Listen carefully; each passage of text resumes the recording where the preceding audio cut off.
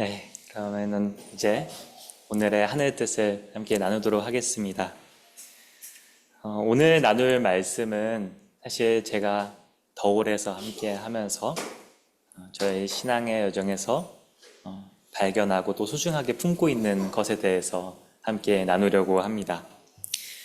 제가 목사여서요, 수요 기도회나 이런 예배 때 말씀을 전하는데 제가 여느 때처럼 열심히 말씀을 전하고 나서 집에 있는 어느 날 저녁에 한 교우분에게 카톡이 왔습니다.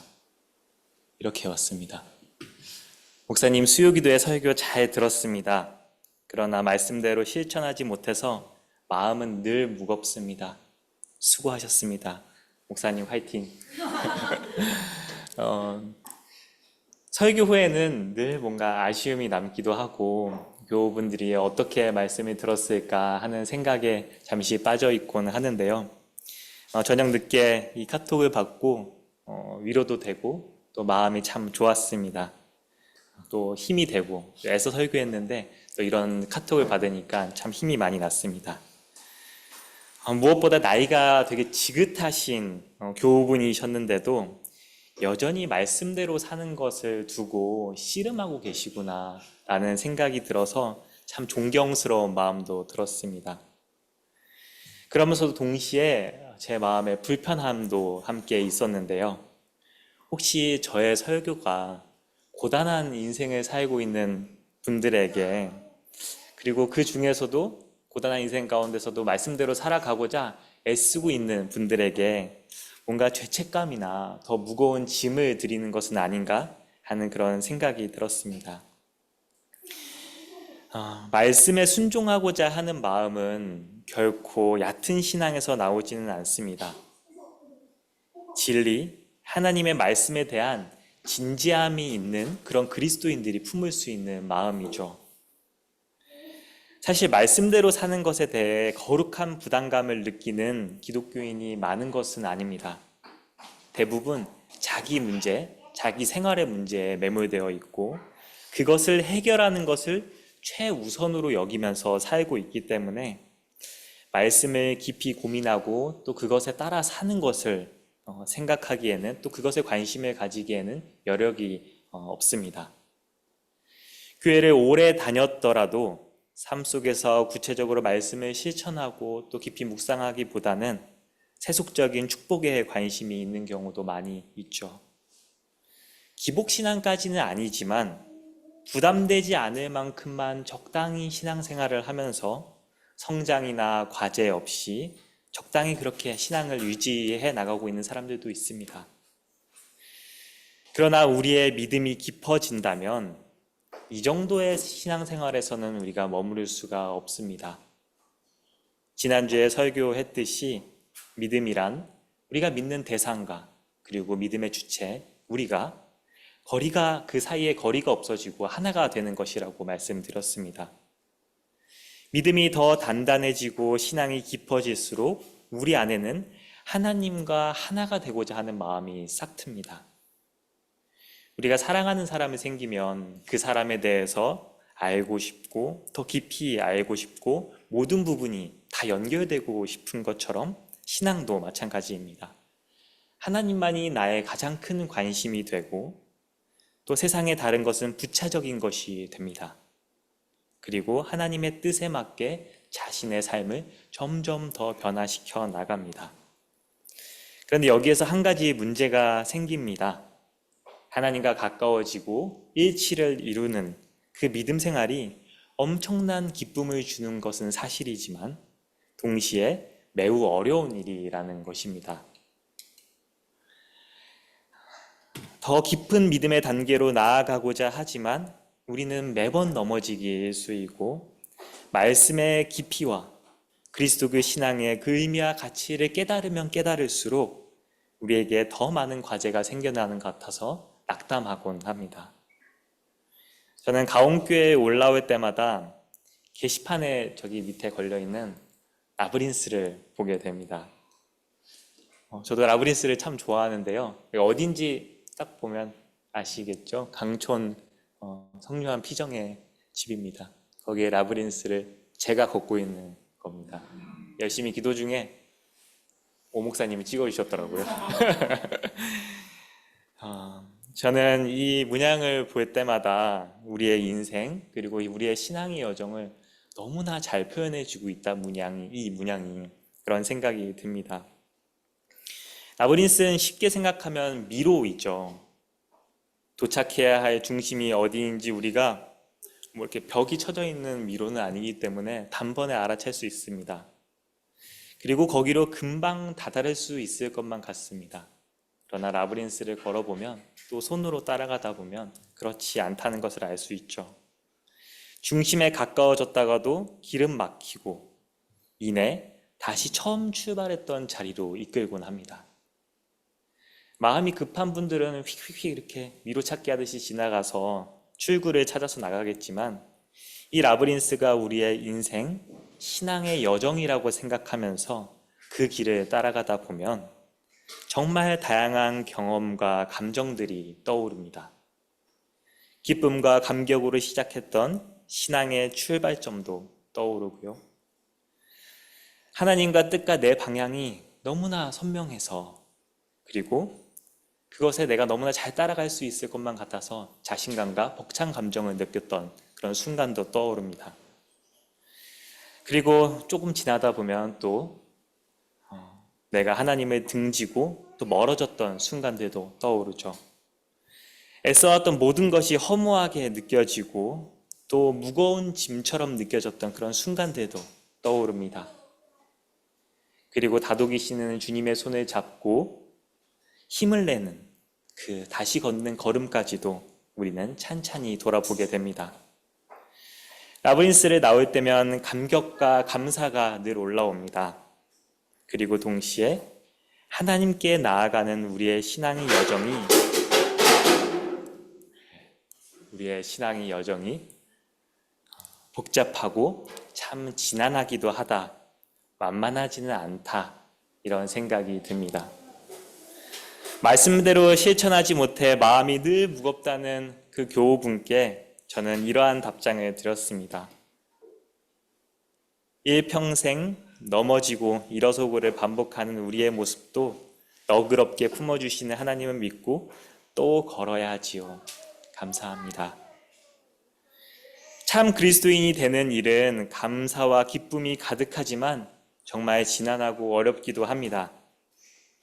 그리스도인이 되는 것은 어쩜 전 일생에 거친 가장 어렵고도 가장 긴 프로젝트가 아닌가 싶습니다.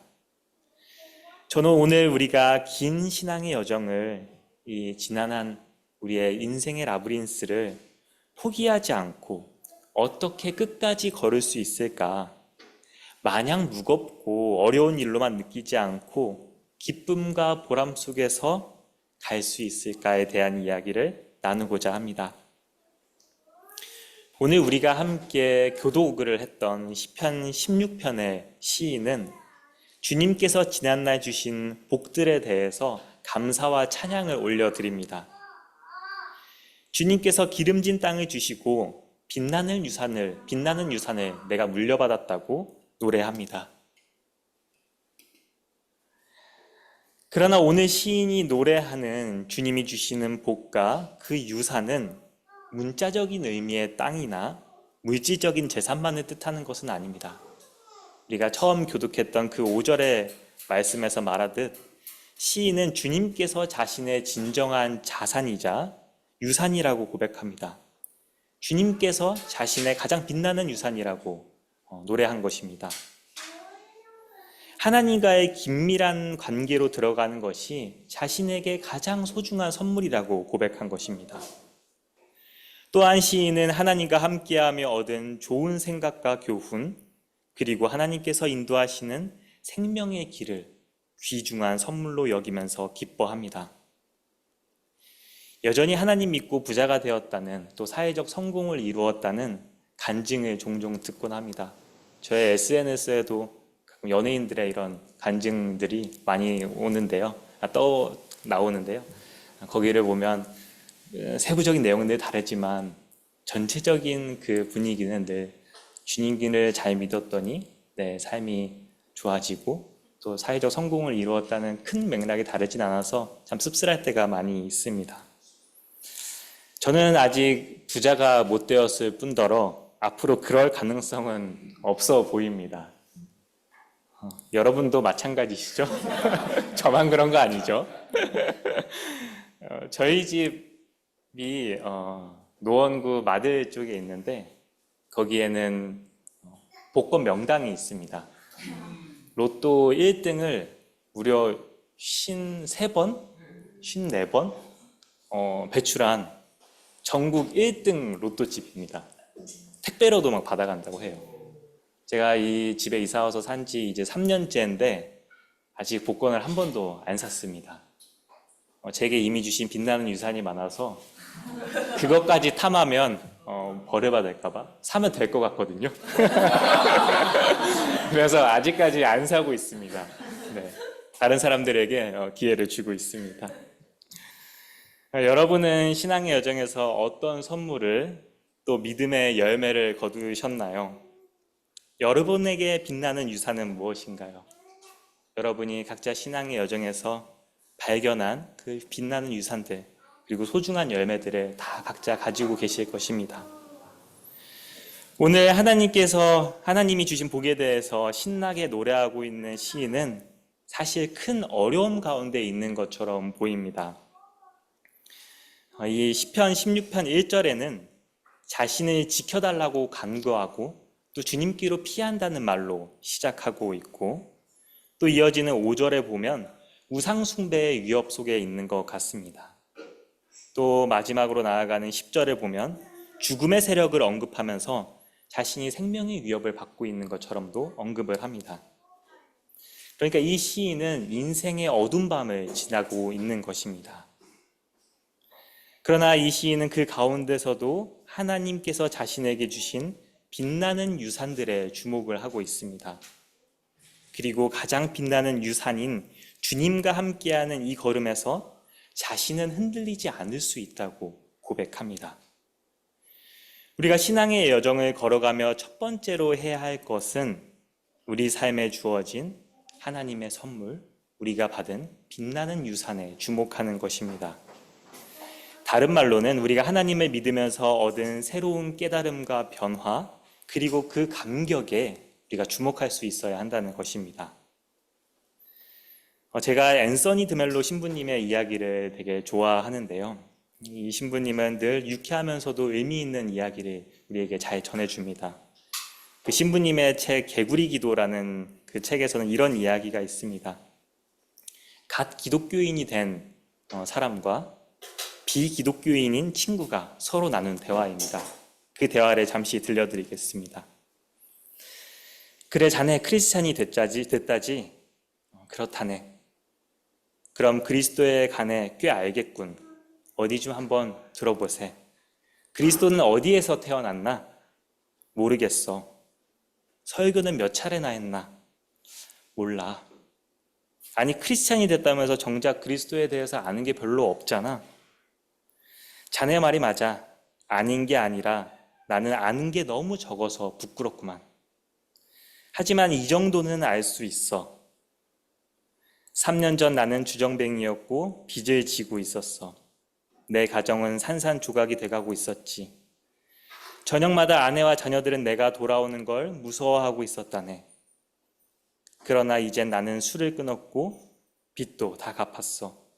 이제 우리 집은 화목한 가정이야. 저녁마다 아이들은 내가 돌아오기를 목이 빠져라 기다리게 됐거든. 이게 모두 그리스도께서 나에게 이루어 주신 걸세. 이만큼은 나도 그리스도를 알고 있다네. 이 이야기는 알미 필요 없다 이런 이야기는 아니겠죠. 이 이야기에서 제가 주목했던 부분은 정말로 하나님의 말씀에 대해서 깊이 아는 것도 중요하지만 더 중요한 것은 우리의 삶의 변화와 깨달음이고 또 감격이고 이것을 우리의 신앙의 중요한 유산으로 우리가 늘 주목하면서 살아갈 수 있어야 한다는 것입니다. 갓 신앙인이 된 이 사람은 자신이 하나님께 받은 소중한 선물을 품고 있습니다. 우리도 하나님의 자녀로 살아온 지난날의 걸음을 돌아보면 분명 우리에게도 빛나는 유산, 신앙의 선물, 열매들이 있을 것입니다. 하나님을 만나지 못했더라면 품지 못했을 가치관, 마음과 태도, 삶의 방식, 감사와 감격의 순간들, 우리 삶에 주어진 열매는 분명히 있습니다.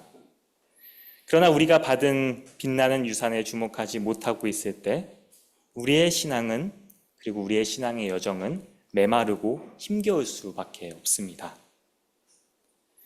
우리가 성실하게 그리스도의 신앙의 내용을 알아가는 것 중요하고, 또 그 내용에 따라 우리의 삶을 아름답게 빚어나가는 것은, 변화시켜 나가는 것은 아주 중요합니다. 그러나 때때로 내 삶이 나의 삶을 따라가지 못할 때, 변화해야 할 과제가 너무 커 보여서 마음이 무거울 때, 여러분이 이미 맺은 하늘의 열매를 돌아보시고 그것에 주목하시길 바랍니다. 주님께서 주신 그 유산들을 기억하며 여러분 스스로를 격려하고 오늘의 시편 기자처럼 하나님을 찬양하시길 바랍니다. 그리고 다시 앞으로 다가올 주님의 선물들, 그 또 새로운 선물들에 한번 기대하면서 한 걸음 한 걸음 나아가시길 바랍니다. 두 번째로, 우리가 신앙의 여정을 포기하지 않고 기쁨 가운데 걸어가기 위해서는 신앙의 여정을 함께할 동반자가 있어야 합니다. 그리스도인들이 흔히 하는 착각 중에 하나는 신앙생활을 공동체 없이도 홀로 할 수 있다고 하는 것입니다. 우리는 종종 개인주의, 각자 도생의 풍조 속에서 신앙 공동체의 중요성을 잊어버리곤 하죠. 코로나19 이후에 정말로 홀로 신앙생활하는 것이 편하고 유익하다고 여기시는 분들도 많이 있습니다. 정말 그분들 그럴 수도 있다고 생각합니다. 지금까지의 교회 공동체를 생각해 보면. 그러나 우리 그리스도교 전통은 홀로는 충분하지 않다고 늘 말해왔습니다. 성도의 교제, 그리고 그리스도인이 함께 모이는 공동체 없이는 우리의 신앙의 성장도 없다고 단호하게 말합니다. 오늘 우리가 함께 읽은 빌립보서의 말씀은 바울 사도가 빌립보 교회에 보내는 감사와 기쁨의 인사입니다. 그 내용을 제가 다시 한번 읽어드리겠습니다. 내가 기도할 때마다 여러분 모두를 위하여 늘 기쁜 마음으로 간구합니다. 여러분이 첫날부터 지금까지 복음을 전하는 일에 동참하고 있기 때문입니다.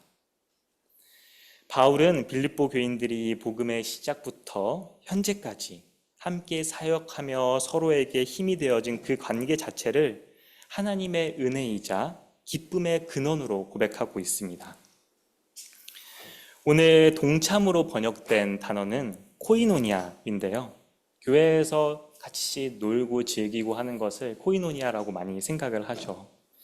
그러나 이 코이노니아는 단순한 침묵을 넘어서 깊은 참여와 나눔, 그리고 공동의 신념과 사명을 향한 영적인 연대를 의미합니다.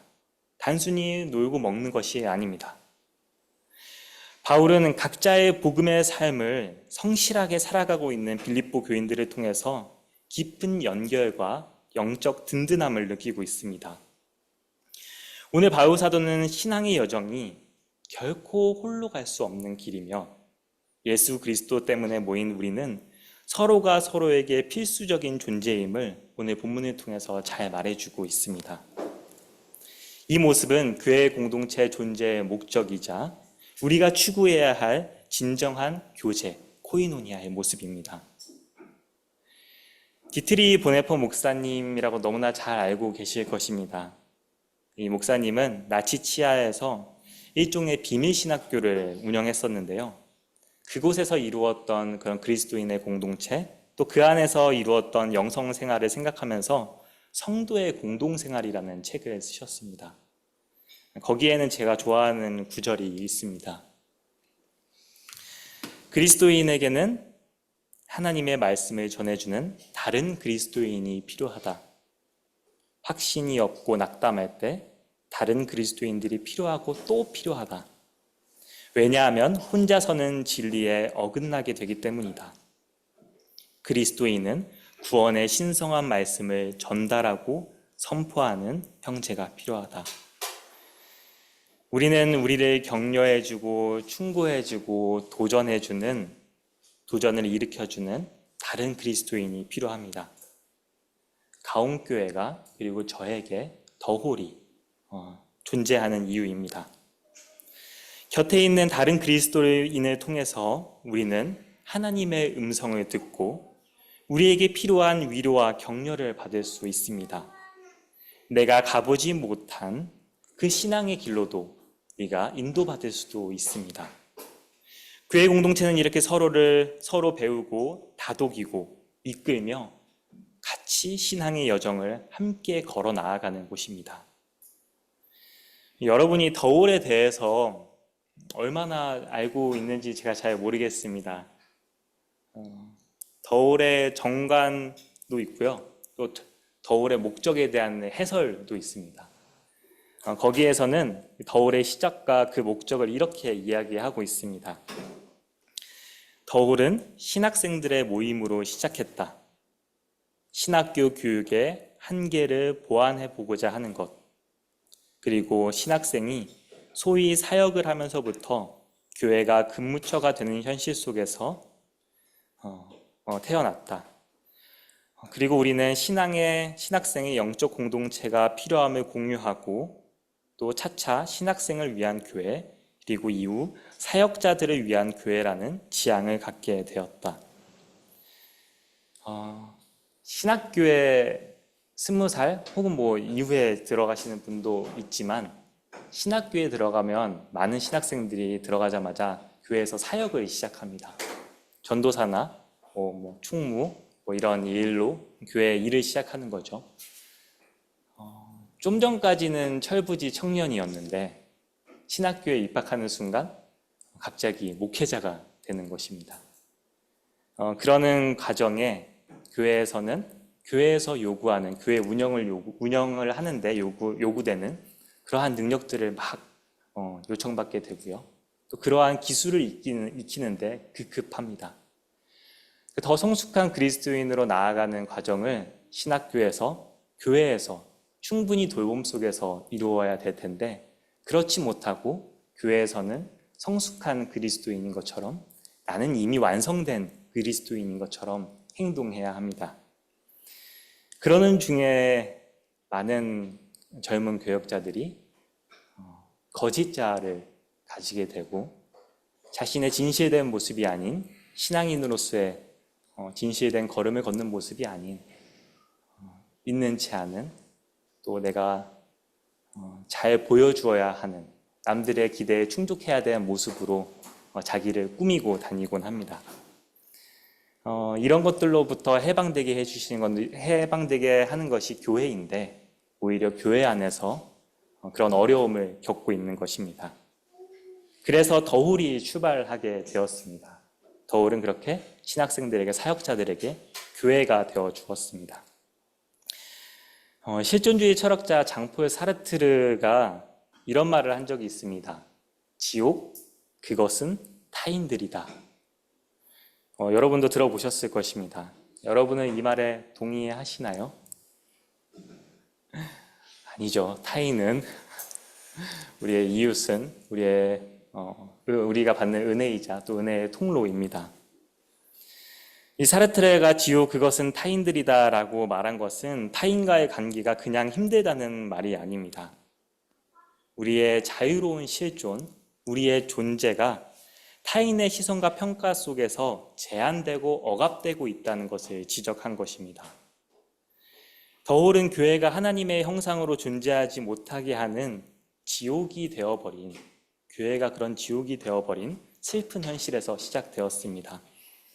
저는 사실 목회자뿐만 아니라 평범한 그리스도인들도 그 처지가 다르지 않다고 생각합니다. 많은 교회가 진정한 교제를 나누고 예수 안에서 참된 공동체를 이루고 있지 못하기 때문입니다.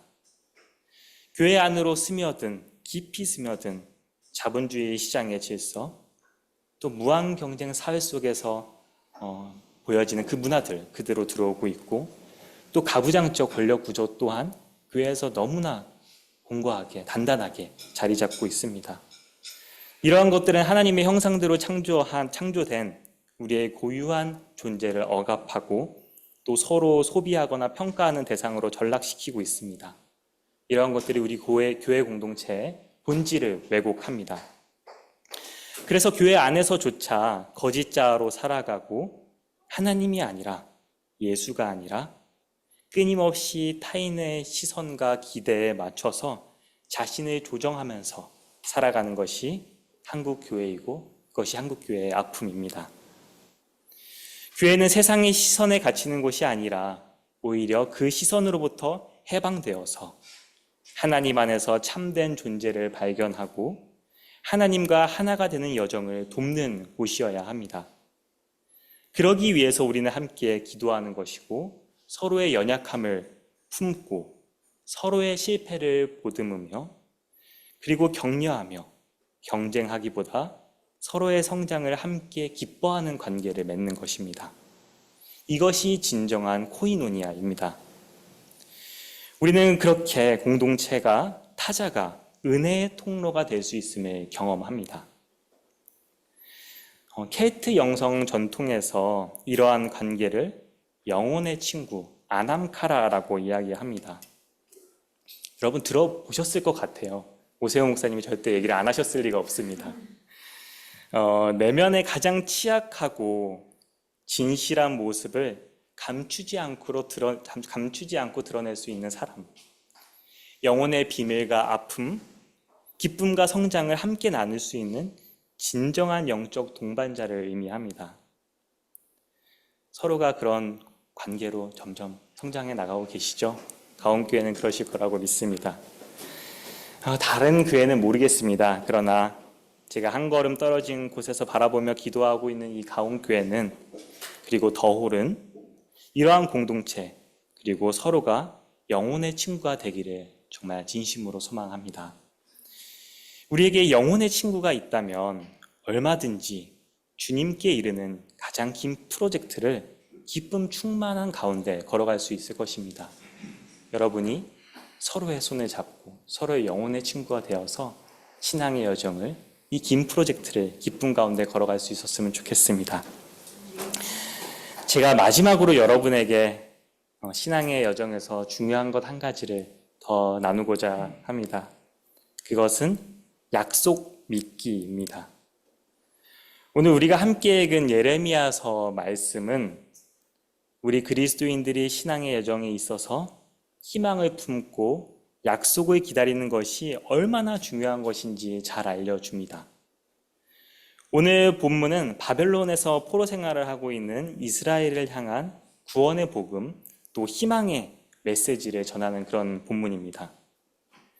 하나님은 이스라엘 백성에게 지금까지의 노여움을 거두시고 바벨론으로 쫓아보냈던 백성들을 다시 모아서 돌아오게 하면서 그들이 이제는 안전하게 살게 될 것이라고 말씀합니다. 그리고 영원한 언약을 맺어서 그들을 이제는 더 이상 영영 떠나지 않게 하겠다고 말씀하십니다. 이 영원한 언약, 이 베리트가 계약이고 올람이 영원이라는 뜻인데요. 이 베리트 올람, 영원한 언약은 이전 출애굽 백성이 시내산에서 하나님과 맺었던 그 계약과는 조금 다릅니다. 시내산에서 맺었던 계약은 하나님께서 말씀을 주시고 그것에 응답하여서 성실하게 살아간다면 너희는 거룩한 백성이 되고 내가 너희를 복되게 하겠다라는 그런 상호 간의 의무가 있는 그런 계약의 성격이 강했습니다. 그러나 오늘 본문에 등장하는 이 영원한 언약은 다릅니다. 하나님의 일방적인 약속에 가깝습니다. 이스라엘 백성에게 특별하게 요구하는 것이 없습니다.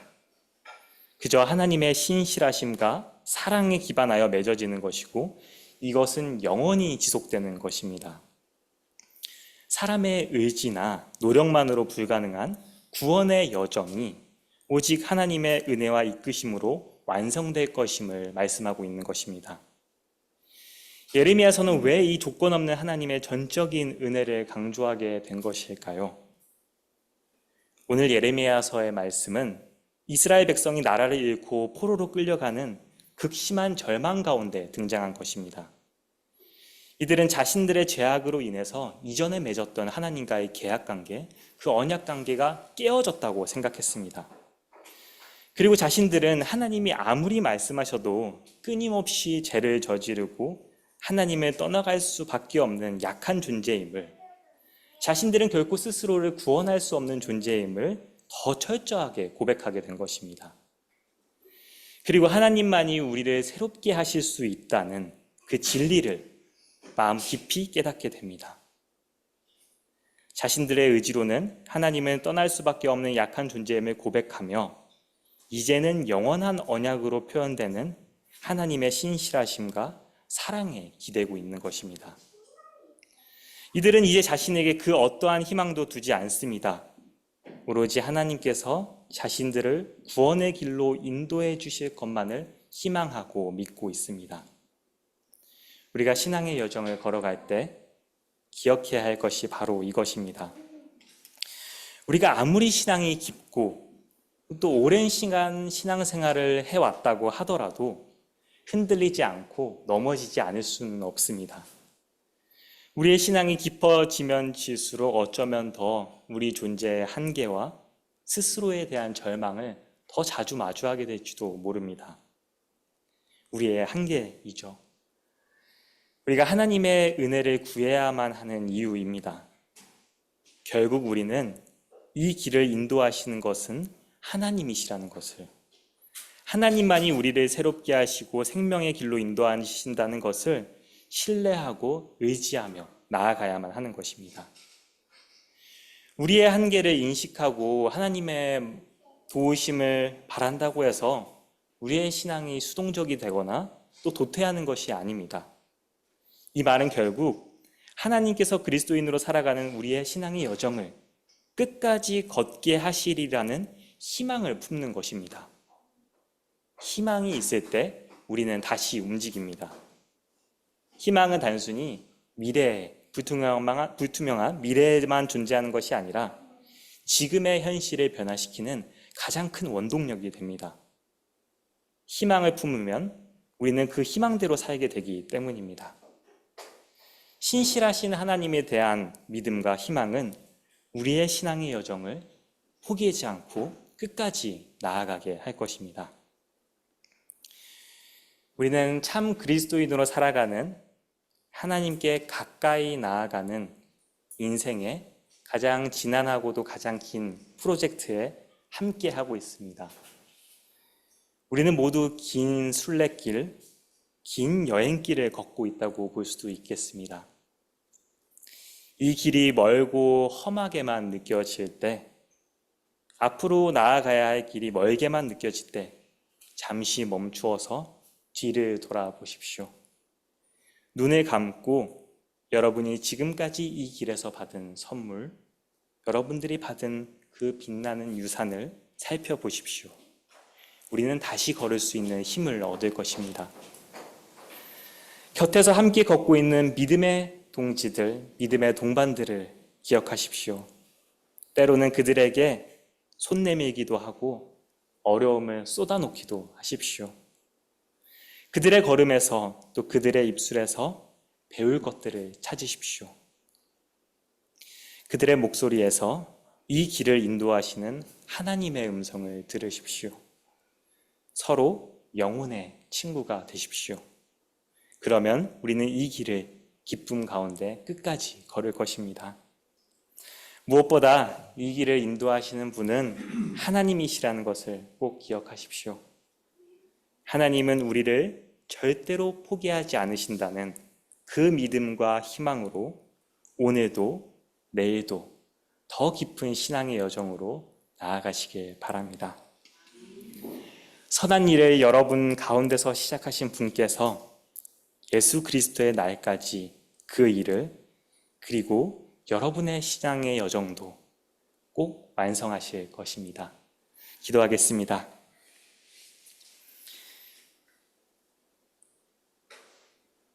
하나님, 당신께로 나아가는 신앙의 여정으로 초대하심을 감사드립니다. 저희가 신앙의 여정을 가는 동안 당신께서 주시는 은총을 늘 기억하게 하옵소서. 우리의 삶의 변화와 맺은 열매들의 그 감격에 주목하게 하옵소서. 우리가 가는 이 길이 외롭지 않도록 함께 손잡고 걸어갈 믿음의 동반을 늘 허락하여 주시고 서로가 서로에게 힘과 능력이 영혼의 친구가 되게 하옵소서. 이 길에 인도하시는 분은 하나님이시라는 것을 기억하며 희망을 잃지 않고 끝까지 이 길을 완주하게 하옵소서. 우리가 나아갈 중심에 서서 기다리고 계시는 우리 주 예수 그리스도의 이름으로 기도드립니다. 아멘.